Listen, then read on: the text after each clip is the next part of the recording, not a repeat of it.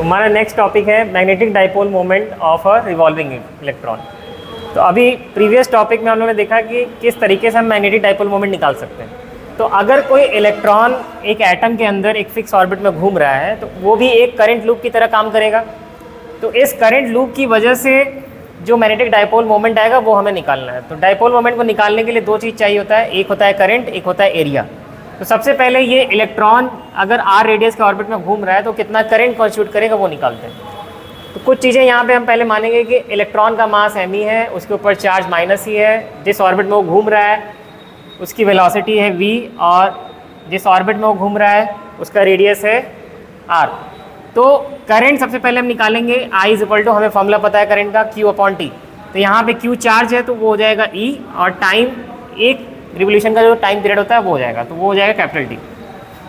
अब time period को हम अलग से कैसे निकालेंगे, तो एक सर्कमफ्रेंस उसको पूरा करने में 2πr डिस्टेंस कवर करना पड़ेगा और v वेलोसिटी से अगर वो कर रहा है तो टाइम पीरियड हो जाएगा distance upon time, that is 2πr/v।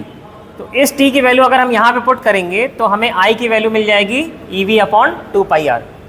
अब ये इलेक्ट्रॉन जिस ऑर्बिट में घूम रहा है उस ऑर्बिट की वजह से जो लूप बन रहा है उसका एरिया πr² होगा क्योंकि रेडियस r है।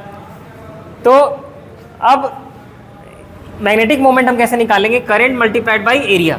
करंट है EV/2πr और एरिया है πr²। इन दोनों को जब हम मल्टीप्लाई करेंगे तो हमें मैग्नेटिक डाइपोल मोमेंट मिल जाएगा कितना, EV/EVr/2। अब अगर कोई चीज़ सर्कुलर मोशन में होता है तो वो अपने साथ लीनियर मोमेंटम नहीं, कौन सा मोमेंटम लेके चलता है, एंगुलर मोमेंटम। तो इसमें जो एंगुलर मोमेंटम होगा उसको हम J से डिनोट करेंगे और एंगुलर मोमेंटम की वैल्यू होती है MVr। ठीक है, बोर्स मॉडल में भी ये चीज़ बताया जाता है। तो MVr में M हो जाएगा इलेक्ट्रॉन का मास, V वेलोसिटी और R ऑर्बिट। ठीक है, तो J हो गया ऑर्बिटल एंगुलर मोमेंटम।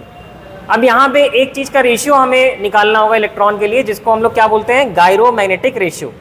तो गायरोमैग्नेटिक रेशियो क्या होता है, मैग्नेटिक डाइपोल मोमेंट को जब हम ऑर्बिटल एंगुलर मोमेंटम में डिवाइड करते हैं तो वो रेशियो इलेक्ट्रॉन के लिए हमें क्या देता है, गायरोमैग्नेटिक रेशियो। तो अगर हम उसको डिवाइड करें तो M की वैल्यू EVr/2 है और J की वैल्यू MVr है, तो ये हमें मिल जाएगा E/2। तो ये कांस्टेंट क्यों है, क्योंकि इलेक्ट्रॉन का जो इलेक्ट्रॉनिक चार्ज है वो कांस्टेंट होता है 1.6 × 10⁻⁻19 कूलम, और ये 2 तो कांस्टेंट है ही। उसका जो मास होता है इलेक्ट्रॉन का वो होता है 9.1 × 10⁻31 kg। तो everything in this formula is constant. तो इस वजह से M/G रेशियो जो होगा वो भी कांस्टेंट होगा। अब इसी फॉर्मूले को अगर हमें वेक्टर फॉर्म में लिखना है तो हम इस M को वेक्टर बना सकते हैं क्योंकि magnetic dipole moment vector quantity होती है और ऑर्बिटल एंगुलर मोमेंटम भी एक वेक्टर क्वांटिटी है। तो J को हम RHS में कर देंगे तो वेक्टर फॉर्म हमें मिल जाएगा M vector = E/2me J vector. और M वेक्टर का जो यूनिट होगा वो होगा एम्पियर/मीटर² या जूल पर टेस्ला या जूल टेस्ला इनवर्स।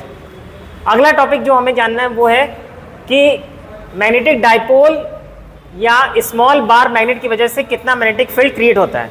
तो दो जगह पे हम निकालेंगे, एक तो इस बार मैग्नेट के एक्सिस पे और दूसरा यहाँ पे जो बार मैग्नेट के परपेंडिकुलर एक्सिस निकाला है उस पर। तो पैरेलल टू एक्सिस को हम एक दूसरा नाम भी देते हैं जिसका नाम है एंड ऑन पोजीशन, और जो परपेंडिकुलर टू एक्सिस होता है उसका नाम होता है ब्रॉड साइड ऑन पोजीशन, या एक और इसका नाम होता है जिसको हम लोग बोलते हैं इक्विवेलेंट पोजीशन। ठीक है, तो एग्जाम में अलग अलग नाम से डेरिवेशन पूछा सकता है लेकिन डेरिवेशन सब में एक ही करना है।